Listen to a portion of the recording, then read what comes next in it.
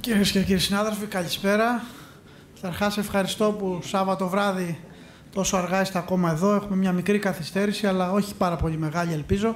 Θα συζητήσουμε το πιο αυτή τη στιγμή ενδιαφέρον θέμα στην ηπατολογία. Ένα θέμα που και το θέμα και ο μιλητής εκπληρώνει πλήρως τους στόχους αυτής της διημερίδας, όπως από τότε που έχει ξεκινήσει, γιατί και το θέμα είναι πραγματικά πολύ επίκαιρο και ο μιλητής είναι νέος, αρκετά δραστήριος παρόλα αυτά, με πάρα πολύ μεγάλο ερευνητικό έργο, σε μια πολύ μεγάλη ομάδα, ίσως τη μεγαλύτερη της Ιταλίας, στο νοσοκομείο Ματζόρε, στην Πολυκλινική Ματζόρε στο Μιλάνο, υπό τον καθηγητή Μάσιμο Κολόμπο. Είναι ήδη μέλος του Διοικητικού Συμβουλίου της Ευρωπαϊκής Εταιρείας Μελέτης του Ύπατος και είναι μεγάλη χαρά μας να τον έχουμε κοντά μας. Dear Alessio, I just said a few words about you in Greek, so you will not understand them. It's a great, really pleasure for me to officially welcome you in Athens and in our meeting. Thank you very much for accepting this invitation, and we are all looking forward to your presentation in the evolution of hepatitis C treatment, which is such a rapidly evolving field. Thank you very much, Professor Papatheodoridis. Thank you very much to the organizer for having me here in this incredible city. It's a pleasure to give this talk about the evolution of hepatitis C treatment. And all of you who have been involved in the last 20 years know this has been really a great roller coaster ride. Since it all started 25 years ago when Michael Houghton, which you can see in this picture, isolated the virus and was later able to describe his work in this science paper and create a test for testing our patients with chronic hepatitis C. And this allowed us to generate a lot of data in terms of epidemiology, natural history, and treatment of the disease. And of course, we learned that Hep C is an important disease in terms of health burden. We have more than 130 million people, 150 million people with this disease worldwide. And if we look at our countries, which means Southern Europe, Italy, and Greece, we are one of the countries with the highest prevalence. Around 2 to 3% of our population is infected with this virus. And this obviously is a very important knowledge, and it's very important in terms of health burden in our countries. And obviously we learned a lot about the natural history of the disease, which you know quite well is based on an acute phase and a chronic phase, which progresses to cirrhosis. And once you have cirrhosis, the sequela of the virus come in, so you have development of HCC, of liver decompensation, of variceal bleeding, and ultimately death. And the most important thing is that some patients will progress from chronic hepatitis to cirrhosis in a long time period, like 30, 40 years, or they might not even progress to cirrhosis, but some patients will just take 20 years to progress to cirrhosis, and of course, they will have the risk of dying of the disease. And we have to interrupt this chain somewhere. And the only way to interrupt this chain is get rid of the virus with effective treatment. And in this field, we have made incredible, amazing progresses in the years. We have had pioneers work on treatment of chronic hepatitis C. You can see Jay Hoofnagel from NIH, who was the first to use interferon in Hep C in 1986. So when the virus was not yet discovered, when it was still called non-A, non-B. And at this point, we still had very, very low SVR rates, which means cure of the virus. So 6 to 15% of all the patients were getting a cure.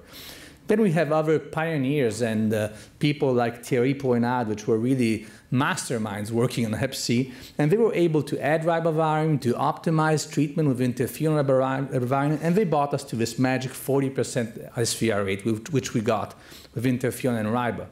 And finally, the last addition was the pegidation of interferon, which was mainly done by the companies. So there was nobody doing actually the research, but it was the company driving the research, and we were able to get to 50, 55% cumulative SVR rate. And from this point on, and we are in 2002, we had a 10-year period where a lot of people were working on this field. A lot of people were able to make key discoveries that were able to optimize treatment in our patients. And to me, the most important discoveries are two. The first one is the discovery of this polymorphism on the IL-28B gene, now called interferon lambda-3, which you know was made in 2009 by the Duke Group under the direction of John McHutchinson and David Goldstein. And what they did is they took a large trial, the IDEAL trial, in patients of genotype 1, and they tested more than 1,000 patients for nearly 600,000 single nucleotide polymorphism to see if there was any genetic determinant of an SVR. And what they found is that a SNP on the chromosome 19 was very nicely stratifying patients into those who got an SVR or those who failed treatment.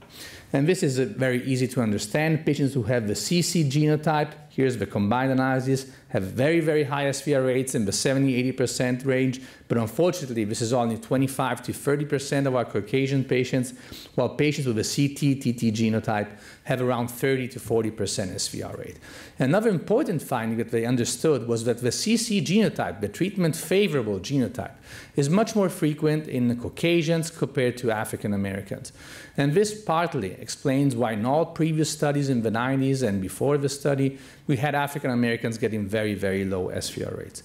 So clearly this was a great discovery. Unfortunately, it came a bit too late. It should have come in 10 years before, but it was a great piece of science in our field. And the second discovery, which was not made by a single person, but it was actually the continuous work from all the scientists, all the clinicians like us working on Hep C, was that we were able to identify the key role of HCV RNA kinetics during treatment in terms of prediction of SVR, but also in terms of optimizing treatment duration. Indeed, you know, but once you start treatment, you can have a different HCV RNA decay. You have patients that go rapidly down and are negative at 4 weeks of treatment, and patients, once they start, became negative only after 12 or 24 weeks. And of course, the SVR rate is completely different. If you're a rapid responder, your SVR rates are very high. If you're a slow or delayed responder, as called in the EASL guidelines, your SVR rates are quite lower. But the most important thing is that you're able to create personalized algorithms for all your patients based on this value, which means that if you have a patient who has HCV RNA negative at 4 weeks of treatment, you could eventually shorten treatment and give him just 24 weeks. And on the other hand, if you have a patient who is a slow responder, is negative at 12 or 24 weeks, you could go on for 72 weeks. And this was a really nice piece of optimization of PEG and RIBA that we were able to do spontaneously based on many trials done in the clinical practice. But it was clear at this point that we were in 2010, 2011, we could really not push PEG interferon and RIBA anymore. We were really squeezing out every juice to get the maximal SVR rate, but we were not getting beyond the limit. And the next step was really the development of directly acting antivirals, which was done by the companies, but with some of our colleagues like John McHutchison, which was still at Duke, really pushing the boundaries and really pushing very hard for the development of some of these drugs. And finally, these drugs brought us to this nice 70–75% SVR rate, even in genotype 1 patients. And why were these drugs introduced? Because while as clinicians we are working on optimizing treatment duration, treatment dose, treatment schedules, our colleagues in the basic laboratory were actually understanding much better how the HCV life cycle was working. And the HCV life cycle is pretty simple. The virus gets into the hepatocytes, and at this point it's in the cytoplasm. And then the virus, there's a release of the core of the virus, and RNA uncoating and translation of this RNA to the famous polyprotein, where you have all proteins stacked up together, and we'll look at this later. Then you have RNA replication and synthesis, and eventually your virus will be ready and will be transported out of your hepatocyte. And this all happens in the cytoplasm, which is nice, which means you can get rid of the virus. There is no entry into the nucleus, there is no entry to the DNA, so the virus can be eliminated. And all these steps eventually might be targets for new directly acting viruses. We have drugs that could inhibit the entry of the virus. We have drugs working on the polyprotein processing, and these are protease inhibitors that we will look at in detail in a minute. We have drugs working on HCV RNA replication, obviously the polymerase inhibitors, and we have drugs working on replication and virus release, which are VNS5 inhibitors. And obviously, when you look at a directly acting drug, you have to have two key concepts to understand if the drug is a good candidate for treatment. You have to have potency, and you have to have a high barrier to resistance. And in terms of what this means in clinical practice, it means that once you start treatment, you have a baseline high HCV RNA value. What you have to see is something like this. The viral load goes swiftly down, and this is the drug potency, but obviously is inhibiting virus replication. And then you don't see any breakthrough. You see the virus remaining, the HCV RNA remaining negative, and this is due to high resistance barrier. So this means that the drug is not selecting resistant variants. And this is the ideal drug, of course, but unfortunately, the first drugs we have, telaprevir and boceprevir, do not have this profile, and what they have is a slightly different profile.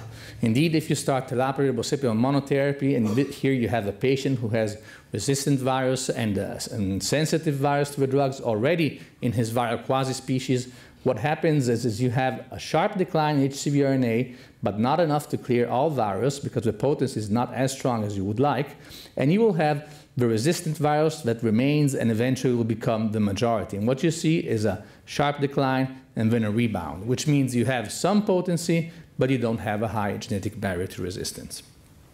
So the first drugs that you know very well that were developed and that were registered by EMA and FDA in 2011 are the protease inhibitors, telaprevir and boceprevir. And what these drugs do is they act by inhibiting the NS3 protease, which is a key protein in the viral replication. This is the polyprotein I told you before that gets processed after it was synthesized from the HCV RNA filament. And you have these structural proteins which are all stacked together with the non-structural proteins. At this point, the host protease cleaves these proteins, and then the NS3 protein will start cleaving the protease, will start cleaving the other proteins. So this will release the NS5A and the NS5B protein, which are essential for replication. So if you stop the activity of the NS3 protease, what you will end up with is no viral replication in the cell. And this is the target of telaprevir and boceprevir, but as I told you, are the first two drugs that have been registered. And as you know, they are covalent linear peptidomimetics. And the covalent concept is important because this means that their effect is through a tight junction with the protease, and this might lead to some of the side effects we see, but are not really in the liver, such as rash or anemia, because this type of junction is aspecific. And these drugs, if you look at this cartoon, you can see that I've put some characteristics here and some lights and most of them are either yellow or red. So this means that these drugs are far from ideal in terms from what we would want from a directly acting antiviral. Indeed, they have a low barrier to resistance, which means we cannot use them in monotherapy. We have to use them with PEG interferon and RIBA. They are not pangenotypic, so will just help us with genotype 1 patients. Their efficacy is low in some patients, especially those with cirrhosis or advanced disease, and their safety profile is very unfavorable and suboptimal in patients with advanced disease. So clearly, this treatment is a step forward, but it's not the ultimate treatment for our patients. And I'll give you some examples of the issues we have with these drugs in the current clinical practice. As you know, there are patients who do very well with these drugs. These are the relapsers because they are sensitive to PEG interferon and RIBA, which is the backbone of treatment.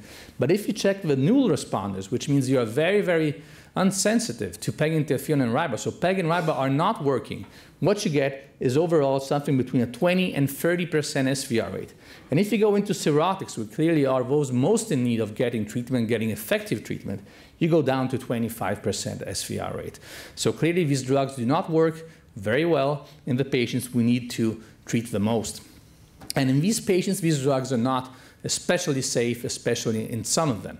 I'm going to show you some data coming from real-life studies. This is the so-called telaprevir Early Access Program, which I think most of you have participated in. It was a real-life study of telaprevir plus PEG and RIBA in genotype 1 patients with advanced fibrosis, so just F3, F4 patients, with criteria of a clinical trial, so patients were all compensated, the platelet count was normal, nothing too extreme in terms of disease severity.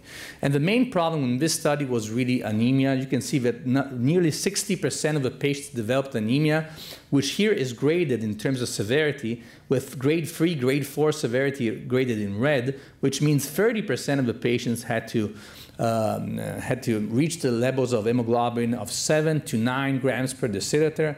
And these patients, of course, had to blood transfuse. They had to use EPO. Obviously, anemia with these drugs in patients with advanced disease is a main clinical issue. And even worse were the data from CUPIC, which you all probably know well. This is a cohort studied in France, where all patients with cirrhosis were able to get early treatment with tenofovir and boceprevir. Some of these patients were cirrhotic A6, some of them were older than 80 years of age, so a very, very extreme cohort in terms of disease and patient's characteristic. And what came out from this study is that the treatment is not safe in some groups of patients. And this was clearly defined by the value of platelet counts before starting treatment and albumin.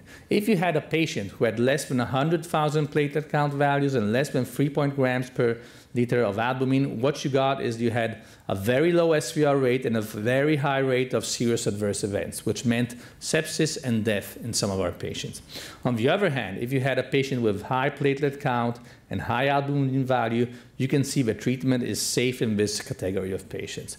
And obviously, in between, you have something of a mixture where treatment is not that effective and the safety is borderline. So obviously, this means that treatment is not effective in the patients we want to eradicate, so the cirrhotics, especially the new responders, and essentially, it is not safe in the patients with most advanced disease. And obviously, the problem is really related to PEG interferon and RIBA, because PEG interferon and RIBA in all the studies we have done for ages in patients with borderline compensated disease were never effective and were never safe. So clearly we have to move to interferon-free regimens if we want to bypass these issues and achieve higher SVR rates and achieve optimal safety in these patients. And if you want to move to interferon-free regimens at this moment of time, the only way you have is you need to have a drug with a potent antiviral activity and a high barrier to resistance. And to date, the only drug that has these characteristics is sofosbuvir, which I'm sure you know pretty well. This is a polymerase inhibitor from Gilead. It's a nucleotide polymerase inhibitor. It's a prodrug of uridine, and it's working on the NS5V polymerase, which is a key enzyme in the replication. And what this drug does, it binds to the palm zone, to the catalytic zone of the polymerase, where the RNA is long. Then what it does, it acts as a nucleotide analog, so it stopped elongation of the HCV RNA filament. And this zone is very well conserved among all genotypes, which makes this drug close to being pan-genotypic. It works very well in genotype 1A, very well in genotype 2, less well in genotype 3, less well in genotype 1b, but still it has an effect on all these genotypes when you test it in vitro.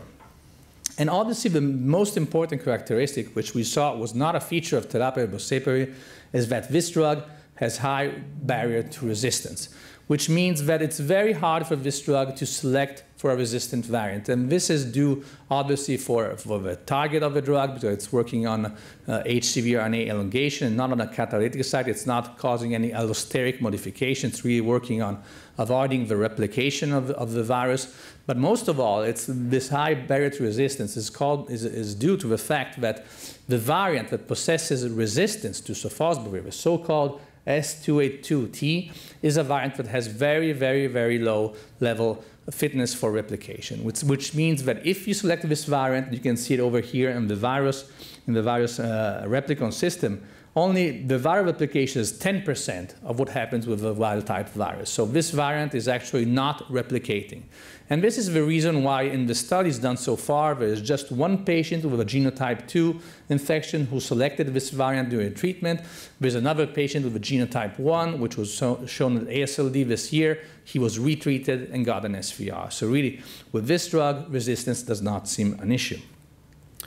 And if you want to go with an interferon-free way, at this moment of time, you just have one strategy. You have to combine sofosbuvir with RIBA, because you don't have yet any other available DAAs which you combine. Obviously, in the future, you will be able to combine more DAAs, and we will look at this now shortly. So if you combine sofosbuvir plus RIBA, which has been studied in many genotypes, what kind of SVR rates you get? Let's start with genotype 2 and genotype 3 patients. This was studied in 3 large clinical trials called the Fission, the Fusion, the Positron, very strange names to recall, but the message is very, very easy. If you treat these patients, naive or relapsers or no responders or intolerant to PEG and RIBA, and you treat them with 12 weeks of sofosbuvir puriba, what you get in genotype 2, here it's in green, very, very high SVR rates, slightly higher than what you get in PEG and RIBA. This was a non-inferiority trial, so what we can say is that sofosbuvir plus RIBA for 12 weeks in genotype 2 is non-inferior in terms of SVR rates to 24 weeks of PEG and RIBA.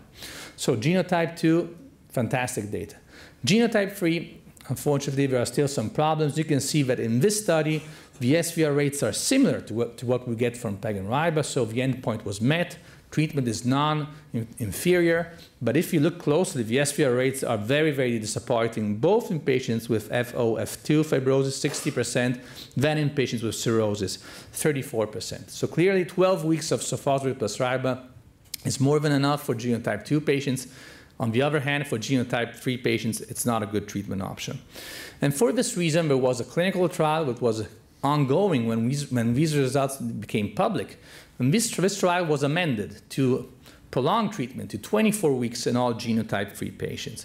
And this is the so-called VALENCE study, so it's 24 weeks of sofosbuvir plus RIBA in genotype 3 patients. It was presented by Stefan Zoidzem at ASLD as a poster. With this strategy, the overall SVR rate is 85%, which is much better than the 60% we saw. And if you look at the patients, naive or experienced, stratified by fibrosis degree, in naive patients, you can get 90% SVR with this strategy. In experienced, you get very high SVR rates in those with F1, F3 fibrosis. And once again, in patients with advanced diseases, cirrhosis, even this regimen of 24 weeks does not get very, very high SVR rates. And for these patients, the best strategy is probably to have a 12-week course of PEG interferon, RIBA, and sofosbuvir, which means that for genotype 2 and genotype 3, for genotype 2, sofosbuvir plus RIBA for 12 weeks is a great option. For genotype 3 patients, you have to go to 24 weeks. For cirrhotics experience, the best thing is still to use PEG interferon as the backbone of this regimen. And what about genotype 4 patients? This is a large group of patients in Italy, around 10%, 15% of our patients. We have no clinical drugs working on them yet. This is a small study shown at SLD, sofosbuvir plus RIBA in this group of patients, patients from Egyptian ancestry. And what you can see is that 12 weeks is not really that effective in terms of SVR rates. We are in the 50, 60% rate. But if we go for 24 weeks, we get around 90 to 100% SVR rate with sofosbuvir plus RIBA. And even in cirrhotics, the numbers are very, very small, so we need more data. You can see that we had all patients achieving an SVR in this study. So this might be an option once we have sofosbuvir in the clinical practice. For genotype 1, on the other hand, we need more drugs, and this is clear from many studies. We cannot get high SVR rates just using sofosbuvir plus RIBA. And this came out from many studies, but the study I will show you is a study which I think has a lot of benefits. It comes from a real-life cohort in the Washington area, so there are patients very similar to what we see every day in the clinics. 60 patients, 25% of them had cirrhosis, a lot of African Americans, a lot of genotype 1A, which I recall is the subtype which sofosbuvir works better on.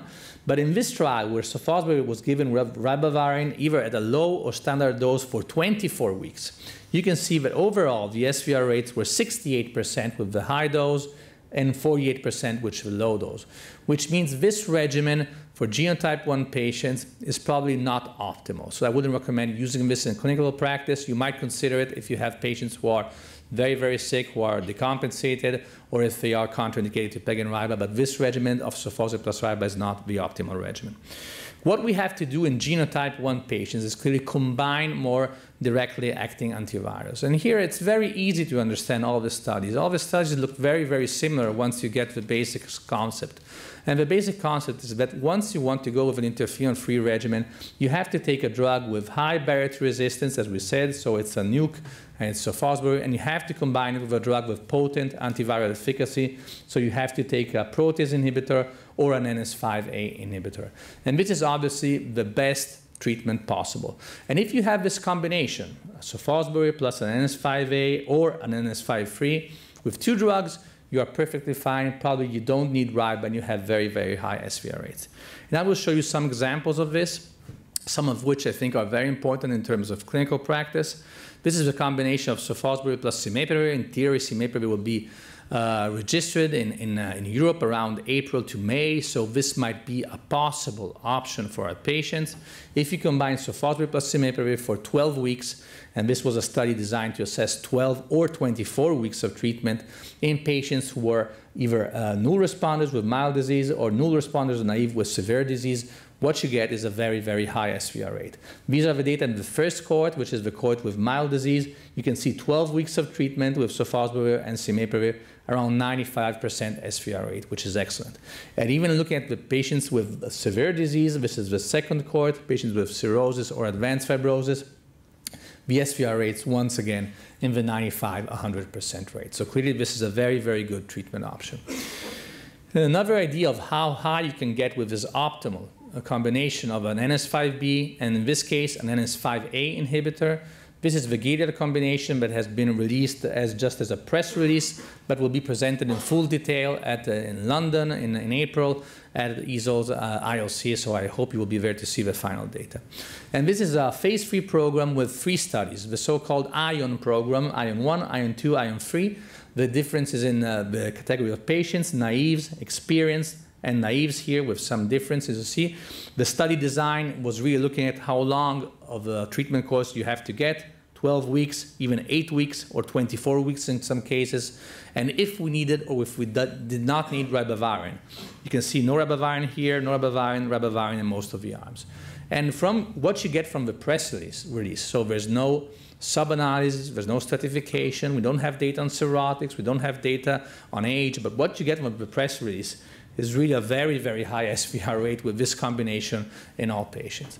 And this combination is a 1 pill a day. It will probably be registered in Europe by EMA around December 2014, January 2015. So we are not that far away from this combination being clinically available.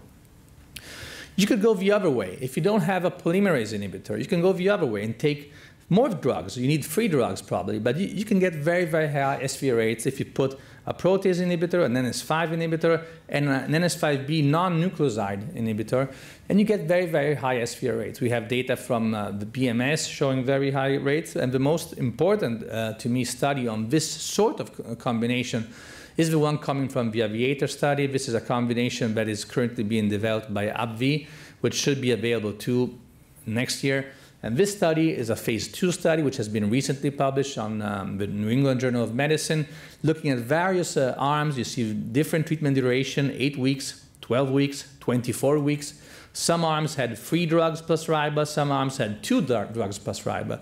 But if you just look at the regimen I was telling you, so 3 drugs plus riba for 12 weeks, this is what you get. This is the column. SVR rates in previously untreated patients, 96%. SVR rates in previously experienced patient, 93-95%. So very, very good data. This is a phase 2 study, so no cirrhotics in, but at ILC, we'll have the presentation of the final data of the phase 3 trials with cirrhotics in, and I can guarantee you that the SVR rates are very, very high. So clearly, with all these combinations, it is clear to me that once we get in the 90% SVR rate, we're really able to change the natural history of the disease, and in theory, to eradicate the virus if we're able to use these drugs correctly. And the most important and compelling study to me, which really shows us how treatment of Hep C will change and how our clinical practice will change, is a small study that was presented at AASLD of a combination of sofosbuvir plus riba. So what we said is not the optimal combination in terms of efficacy, in patients who were listed for liver transplantation for an HCC. So these are all cirrhotics. None of them was decompensated. They were all listed for HCC, and the child PUG was less than 7 in all patients.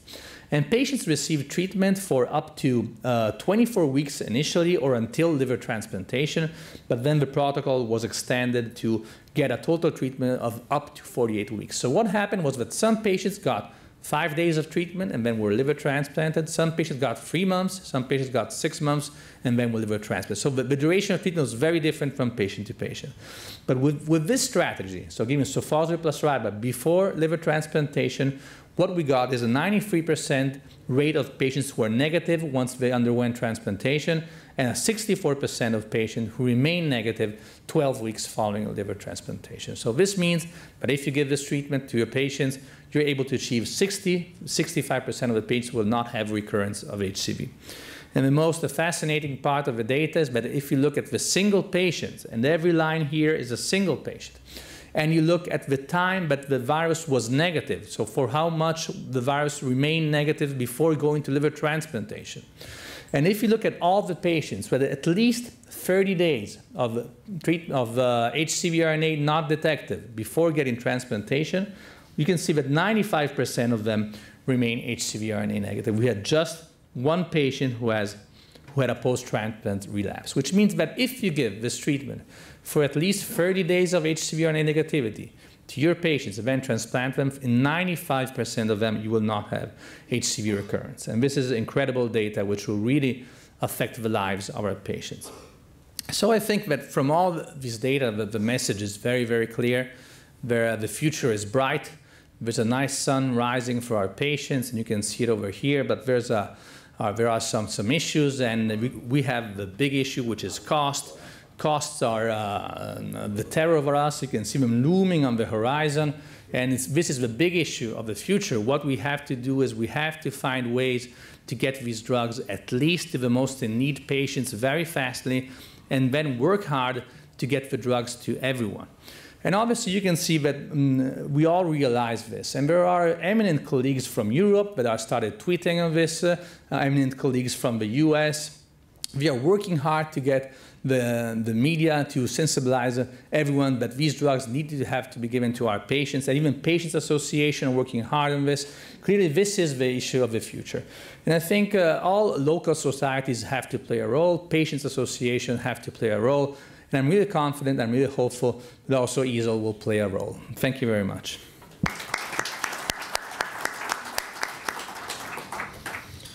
Alessio, thank you very much for this excellent, really excellent presentation. Erotis.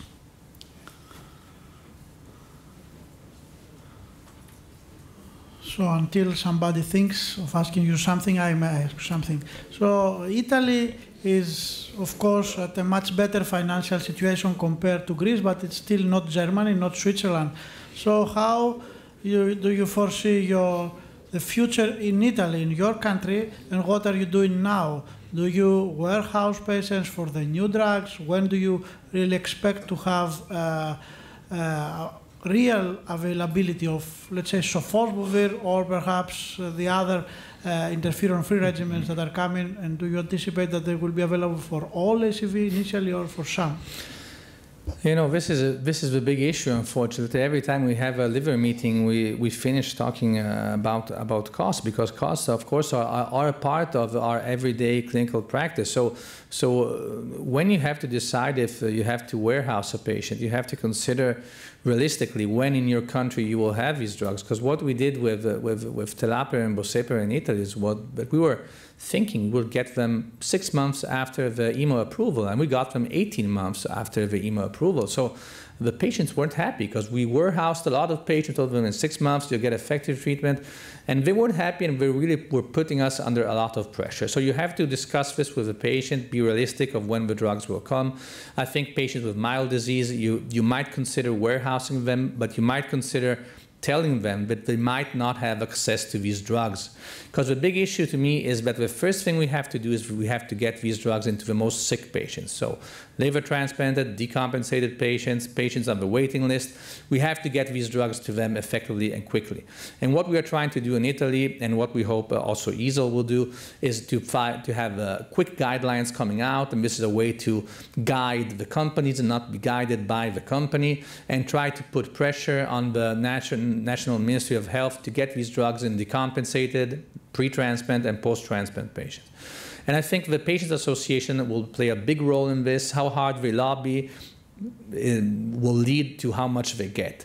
You know, unfortunately for us and for our patients, we have not been very good at lobbying in the past. For example, our colleagues working in HIV, they have lobbied very hard for treatment, and in Italy there is no budget cap for HIV, but we fear a budget cap for HCV, which is kind of strange, because you get cure. You can cure most patients.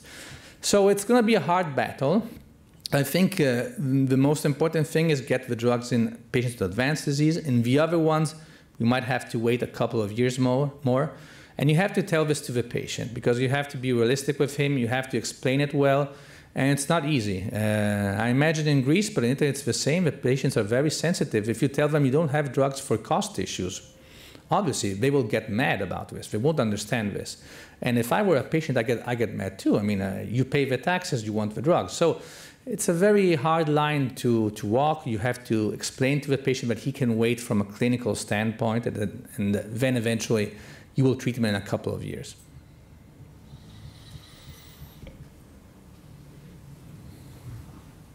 I think you answered all the questions, and some of them, as you just said, it's about cost and not really science, because if it was just science, the solution would be much easier for us, for everybody.